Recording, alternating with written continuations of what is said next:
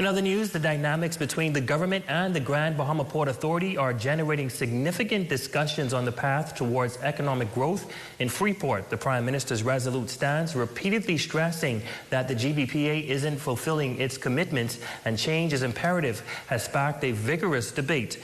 And in a noteworthy turn of events tonight, Ambassador His Excellency Maurice Moore is aligning with the nation's leaders' perspective, revealing that decades ago he was an advocate for the very same transformation that is now being called for. We have the details in this report. I made some recommendations when I sat on the review committee of the Hawkesbury Creek Agreement. None of those recommendations were accepted and done. His Excellency Maurice Moore has come forward asserting that recommendations aimed at tackling the very challenges that Freeport is currently grappling with were presented to officials at the Grand Bahama Port Authority some years ago.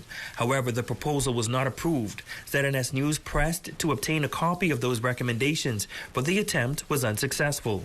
I'd like to, but I can't do it. At least I can't do it yet.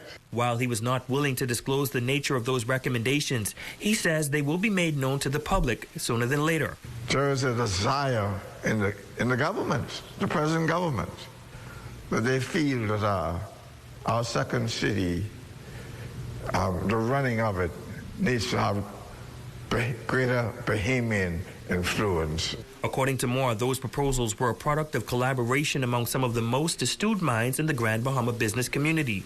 Notably, Moore revealed that the former GBPA chairman, the late Edward St. George, exhibited openness to the advice. Edward was generally acceptable to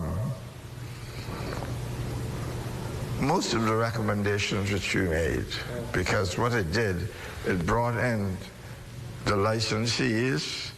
You had a three-way: the licensees, the government, and the Port Authority, and they worked together for the good of Grand Bahama. As anticipation builds, ZNS News will persist in seeking insights into the recommendations. Meanwhile, Ambassador Moore aspires to witness the transformation these recommendations could trigger and the potential they hold for Freeport's trajectory.